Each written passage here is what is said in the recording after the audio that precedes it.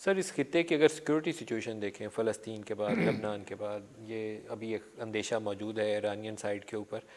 تو کیا یہ جو آپ کا ایس سی او سمٹ ہے یہ اوور آل ان سچویشن کو احاطہ کرتے ہوئے کوئی اسٹریٹجی وضع کرے گا؟ کیونکہ ممبر کنٹریز سارے اس کے اندر انوالو ہیں کہ اس خطے کی صورتحال پہ کنسرن بھی ہیں۔ دیکھیں جو کمیونیکے ہوگا joint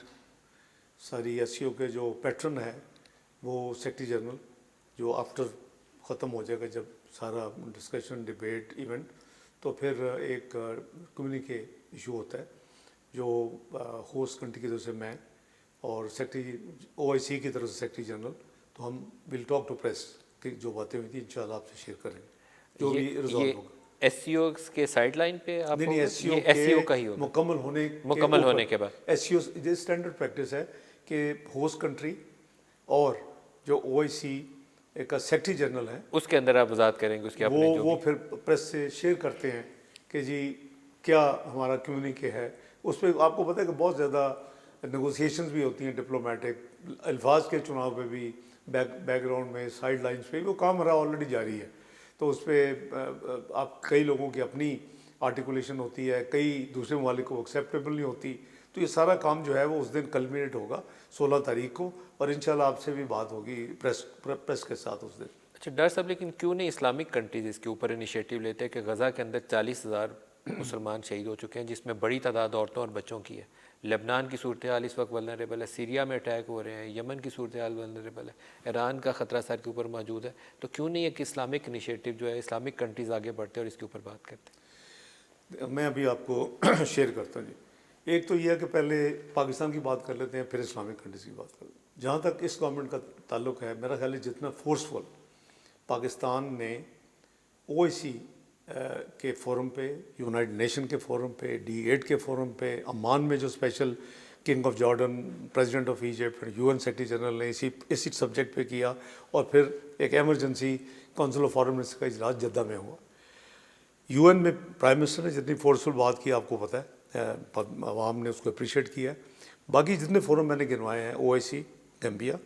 followed by D8 Istanbul, اور پھر عمان، تینوں کے initiative, king of Jordan, president Egypt, U N secretary general ادھر بھی، پھر جدہ میں بھی۔ ہمارا بڑا کلیئر سٹینس ہے کہ یہ جینوسائیڈ ہے، اس کو فوری طور پہ بند ہونا چاہیے، اور اس کے ساتھ ساتھ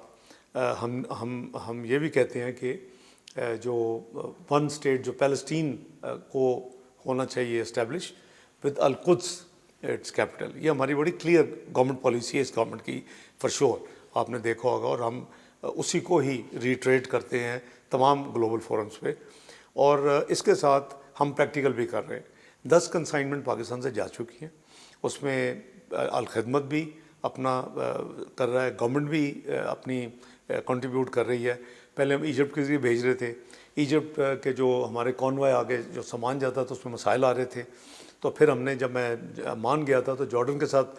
ہم نے پھر کمیونیکیٹ کیا، اور اب جارڈن کے ذریعے دیر از ریلیٹیولی سیفر اور زیادہ ہمیں آسانی سے ہماری چیز ہے، تو یہ تو جاری رہے گا۔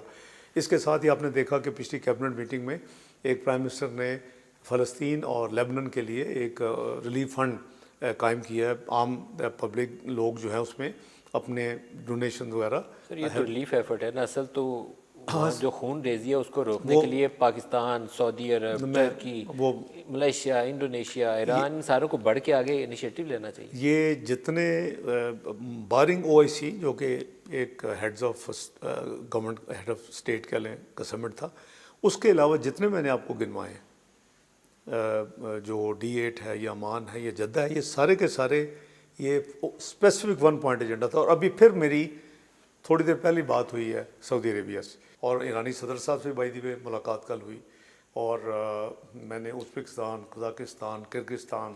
ایران، ان سب فارن منسٹر سے بھی سائڈ لائن پہ میں نے یہ ڈسکس کیا۔ تو او آئی سی ایکسٹرا آرڈنری سمٹ ابھی جو میری بات ہوئی ہے وہ عرب لیگ کے ساتھ کمبائن ہو کے نومبر میں ہو رہا ہے، ریاض میں، موسٹ لائکلی ریاض میں، اور یہی ایجنڈا ہوگا جو آپ فرما رہے ہیں۔ لیٹس ہوپ کہ مسلم کنٹریز اس پہ اسرٹیو رول پلے کریں اور لیڈ رول میں۔ آمین آمین انشاءاللہ۔